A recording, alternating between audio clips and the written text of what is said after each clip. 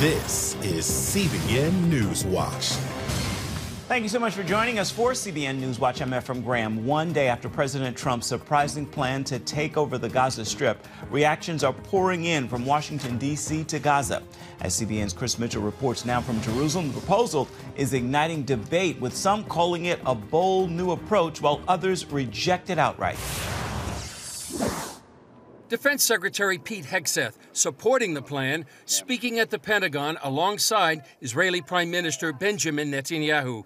As the President and Prime Minister pointed out last night, the President is willing to think outside the box, look for new and unique dynamic ways to solve problems that have felt like they're intractable. Benjamin Netanyahu is also defending the proposal, highlighting what he sees as its benefits. But the actual idea of allowing first Gazans who want to leave, I mean, what's wrong with that? They can leave, they can then come back, they can relocate and come back. It's a remarkable idea, and I think it should be really pursued. However, many Palestinians strongly reject the idea. We tell Trump that we will not leave Gaza, or an inch of it, and we will not sell our homeland. We will remain steadfast. I am not leaving, neither me nor my children, family, daughters, or all my people. If we are going to die, then we will die on our sand. If they want to hit us with missiles or target us with airstrikes, we are still not leaving here. Despite the strong opposition, polling data suggests that many young Gazans have considered leaving even before the war. A poll by the Palestinian Center for Policy and Survey Research found before October 7th that 44% of young Gazan men wanted to emigrate, while 31% of all Gazans wanted to leave. Some believe that after the devastation of 16 months of war and facing years of living in tents amid the rubble, those numbers will increase dramatically. Israeli Foreign Minister Gideon Sa'ar argues Gazans should have a choice. As long as migration happens by an individual's free will, regardless of their location in the world, and as long as there is a country willing to accept that person, can anyone claim it is immoral? Historian and former Israeli ambassador to the U.S., Michael Oren, wrote that Trump's proposal is changing the rules of the Middle East. Even if Trump's vision never materializes, he has fundamentally and irreversibly changed the conversation by upending long-held assumptions and introducing radical new ideas. He has opened the door to creative diplomacy and the possibility of a more stable and perhaps even peaceful Middle East. That conversation is far from over. Next week, the leader of one of the countries who has rejected President Trump's recommendation to take in Palestinian refugees, that's Jordan's King Abdullah, he visits the White House. And beyond that, more high-level discussions with regional leaders are already on the horizon. Ephraim? Chris, who else is Prime Minister Netanyahu meeting with, and why are those meetings so significant while he's here? Well, you know, he extended his visit till Saturday night, Ephraim, and the reason is many wanted to meet with him. Yesterday, he met with Vice President Vance, also National Security Advisor Mike Waltz. He's also saw, as we see in our report, Secretary of Defense Pete Hegseth. The reason it's significant is because it really represents a sea change in U.S.-Israel relations. The Biden White House had kept weapons from Israel. The Trump White House is releasing them. For example, last year, Vice President Kamala Harris, she actually refused to come to the address when Netanyahu spoke to a joint session of Congress. And even the rhetoric is different, and the reception Netanyahu got at the White House far different than he got from the reception from the Biden administration just last year. President Trump says Gaza is like a demolition site. How would you describe what you're seeing in Gaza? Well, I saw that several months ago last year, Ephraim. We traveled to see one of the Hamas tunnels with the IDF. And even then, that was in Khan Yunis. We saw widespread destruction. Trump is stating the obvious. Gaza really, in many ways, is inhabitable. And why is it a demolition site, as he describes it? Well, actually, over the last 20 years or so, when Hamas took over in 2007, it really became a massive military base. And we were briefed by the IDF. It really became, some people call it the largest terror base in the world. There were weapons and tunnels nearly everywhere, in mosques, schools, even in children's bedrooms. They would have RPGs. And that's why much of the fighting over the last 15 to 16 months has been house to house, from neighborhood to neighborhood. Hence the destruction that you see there in Gaza, and why President Trump is advising that let's rebuild it. But in the meantime, let Gazans leave if they want to. Now, let's go back to Prime Minister Netanyahu's visit to Washington. One of the first meetings was with Christian leaders. What have you heard about that meeting? Well, I talked to one of the participants. His name is Mario Bramnik. He's the head of the Latino Coalition for Israel. The meeting was one day before the meeting of Netanyahu and Trump. Actually, which they said that meeting with Netanyahu and Trump was one of the most strategic meetings for both nations. Right now, Israel's facing wars on multiple fronts, and now we're shifting to new faces and a new administration. Another person in that meeting was former Governor Mike Huckabee, soon to be likely the U.S. ambassador to Israel. Also, the Israeli ambassador was there. His name is Yakil Leiter. He actually lost a son, one of the first IDF soldiers to fall in the war in Gaza. And Netanyahu, at that meeting, he said he made it clear to these Christian leaders that they believe in the Bible and their relationship with Israel is really indispensable. So the meeting was very important for Netanyahu and his advisors to meet with these Christian leaders who have a pro-Israel and a biblical understanding of the Jewish state. Do you agree with Michael Oren? President Trump is changing the rules of the game in the Middle East? Yeah, I really do. We have had the privilege of interviewing Michael Oren for many years when he was a historian with the think tank here in Jerusalem, and then as the former Israeli ambassador to the U.S. It's really hard to remember a more daring idea that's out of the box. It really is shifting thinking in the region. It's upsetting some thinking about the whole Palestinian narrative and the cause, and this whole idea of a two-state solution. You see many nations like France saying, well, we're not going to move at all. We still see the two-state solution as the solution to the Middle East. But we're seeing the effect of Trump's plan already, and we're going to be seeing it more in the days and weeks to come, Ephraim. Certainly why it's important to pray for the peace of Jerusalem and the entire Middle East. Indeed, indeed. Our CBN News Middle East Bureau Chief, Chris Mitchell, thank you as always for your insight. Know that we here continue to pray for you and our team there. President Trump signed an executive order Wednesday to prevent transgender men from competing in women's sports. The move follows the president's Day 1 order that called for the federal government to define sex as only male or female. Our Charlene Aaron is on this story. The president signed the order on National Girls and Women's in Sports Day, which is dedicated to female athletes in women's sports and those who are committed to providing equal access to sports for all females. The president putting his signature on the No Men in Women's Sports Executive Order, surrounded by a group of female athletes. Under the Trump administration, we will defend the proud tradition of female athletes, and we will not allow men to beat up, injure, and cheat our women and our girls. From now on, women's sports will be only for women.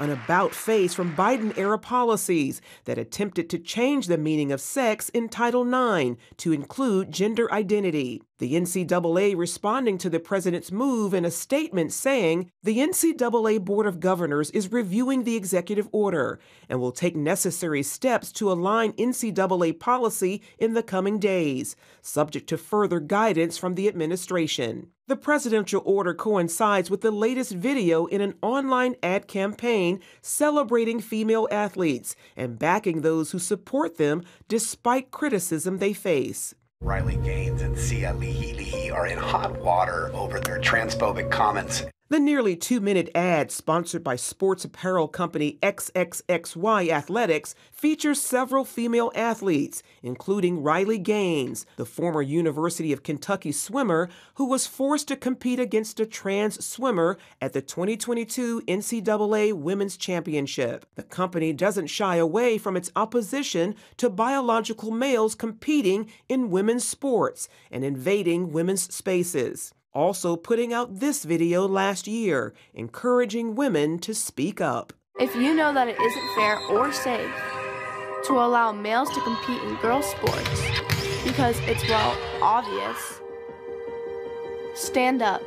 The move comes at a time when a New York Times Ipsos survey from just last month found that nearly 80% of Americans oppose trans athletes in women's sports. And White House Press Secretary Caroline Leavitt called on the Senate to pass the Protection of Women and Girls Sports Act, which aims to protect women's sports by banning biological males from competing in female athletics. The House has already passed the bill, which would establish clear definitions for sports participation based on biological sex at birth. Charlene Aaron, CBN News. Coming up, the president of Jewish Voice Ministries International talks about the significance of Prime Minister Benjamin Netanyahu's visit with President Donald Trump. Stay with us. You're watching CBN NewsWatch. Securing the release of the remaining hostages and ending the Gaza war is the expected focus of today's talks as Israeli Prime Minister Benjamin Netanyahu concludes his visit to Washington with a series of meetings on Capitol Hill. On this week's episode of The Global Lane, Jonathan Bernis of the Jewish Voice Ministries discusses the significance of Netanyahu's visit to the Oval Office with President Donald Trump. And Israel's front and center for President Trump, and I think it's a mixed bag, actually. We'll see what happens in the days ahead. And Israel's really divided about this because on the one hand, and just going back to the hostage exchange, it's not a hostage exchange. It's a terrorist versus hostage exchange. And the ratio was 35 to 1, which is outrageous. And so you have a why does Israel do that? 35 to 1. Two reasons on this time around. Yeah. One, of course, they want their hostages back, and they value life deeply. And so, yeah, Israel's been demanding the hostages home. There's been a great outcry for the return of the hostages. And they've done this a number of times where it's always been outweighted. But the returning hostages, the returning terrorists that were responsible for the killing thousands of Jewish people. Why would they do that, Rabbi? I mean, think about this. I mean, they're jeopardizing the safety of the entire nation to get back just a few people. Right. And on the one hand, Israel's happy to have the hostages home, but the price was too high. I think the other reason is the pressure that the Trump administration has put on Israel for the hostage exchange. And it began President Trump's with his inauguration, the return. He wanted a deal. He wanted a deal. So what next? What do you see God doing there now? That's a great question. When we look at Scripture, there's conflict. Prophetically, there's ongoing conflict, and it gets worse and worse and worse. We may have an era, though, of peace. The accords that were put into place previous in the first administration will probably be reactivated, and Bibi supports that. Will support that entirely. Saudi Arabia, Qatar, other Arab countries. Jordan, of course, has actually under the scenes been a good friend of Israel for a long time. How about you now? I mean, you're a walking miracle. I am. I've heard about what happened to you last year. You had a liver transplant surgery. After having liver failure, you were in a coma. Right. You weren't expected to live. People prayed over you, many people. And you came out of this, and you rehabilitated in 3 months rather than what was expected about 8 or more. Right, just to walk again. How did that happen, Jonathan? Well, it was absolutely a miracle. The doctors didn't know if I would make it or not. But Mayo Clinic, where I had started the process, said, you're too weak to come for a transplant. And a week later, they changed. They said, we'll take you. And that's unbelievable because it was takes miraculous. Forever, years sometimes to get a liver, doesn't it? 4 days later, after I was transported to Mayo, they found a liver for me. But immediately after I went into a coma, thousands of people started praying for me. And prayer works. A discussion on steps Canada must take to reach a tariff and trade agreement with Donald Trump is also on this evening, and a look at military chaplains worldwide gathering in Belgium to advance religious freedom, families, and spiritual care. You can see it all on the Global Lane this evening on the CBN News Channel. It begins at 8 Eastern. You can also see it on the CBN News app, or you can watch on YouTube. Coming up, the pro-life movement from home to Capitol Hill. See how church and political leaders are advancing a family-first agenda. That's all coming up right here on CBN NewsWatch.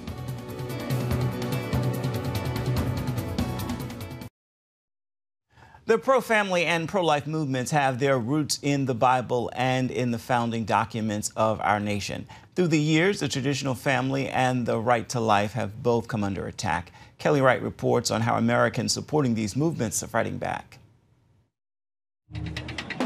Americans supporting family values say they are fighting an ideological and even a spiritual war against forces seeking to destroy the traditional family.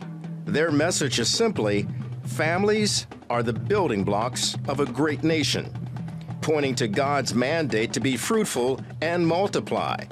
Vice President J.D. Vance echoed that during the recent March for Life.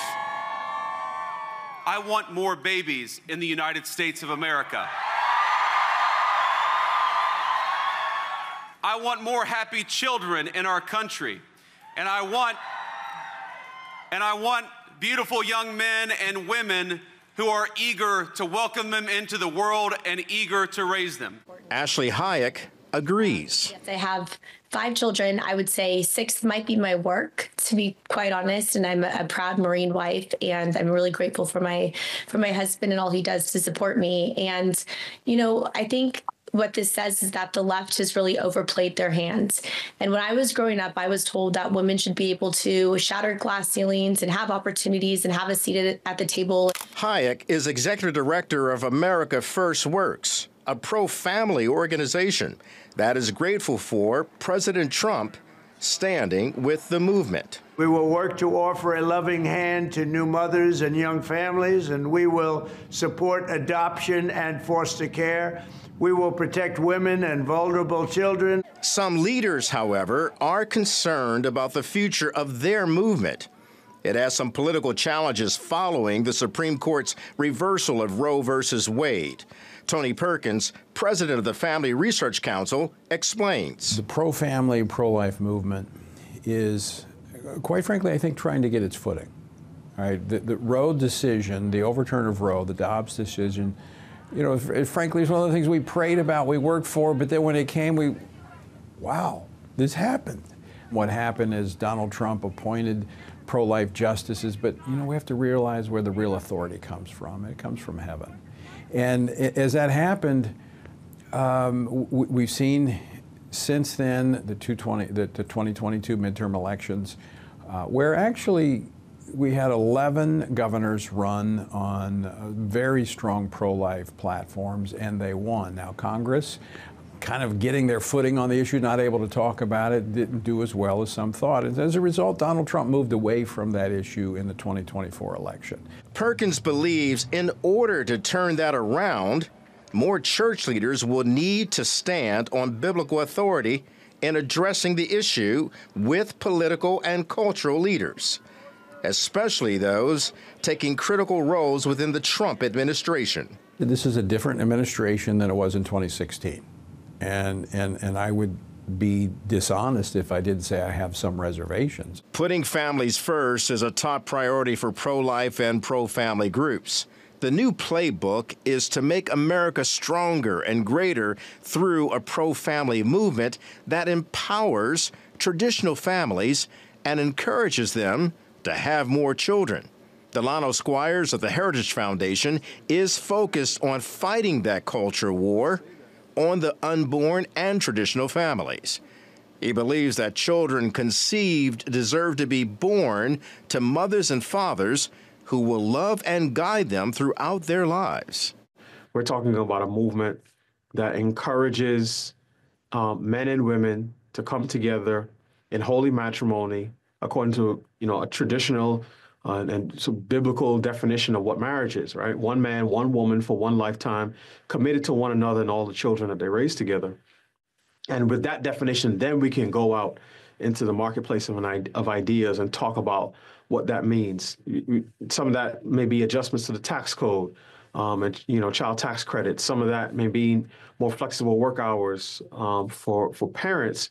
Now, it should be easier to raise a family, easier to find a good job, easier to build a home to raise that family in, easier to save up and purchase a good stroller, a crib for a nursery.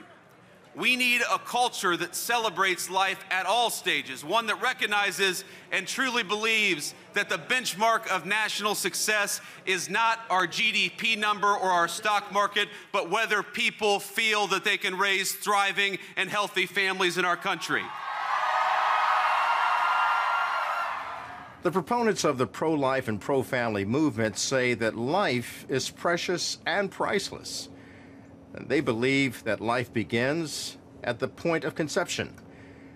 And with that, they add that the founding of our nation, the greatness of our nation, does not rest in government leaders, but in the homes of its people.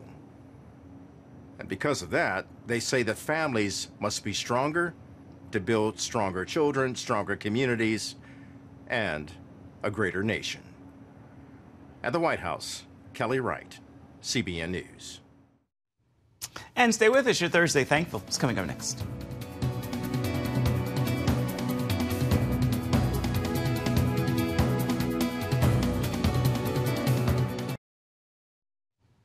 It is, well, if you are thinking about taking the day off after the Super Bowl between the Kansas City Chiefs and Philadelphia Eagles this Sunday, you're not alone. An estimated 22.6 million employed Americans plan to miss work next Monday.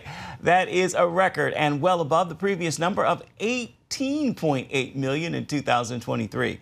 The UKG absenteeism survey also found an additional 12.9 million U.S. employees say they'll go into work a little bit late after the game on Sunday. Time now for your Thursday Thankful. I trust you'll join me in this prayer of gratitude. God, thank you for your grace. I need it. Help me now to give it to others just as freely as you extend it to me.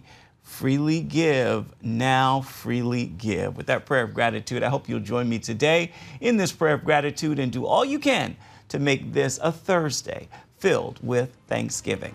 Well, that will do it for this edition of CBN NewsWatch. You can always find more of our programs on the CBN News Channel. You can find them there at any time as well as online. That address, cbnnews.com. Let us know what you think about the stories you've seen here today. You can email us, newswatch@cbn.com. Thanks for watching. We'll see you tomorrow.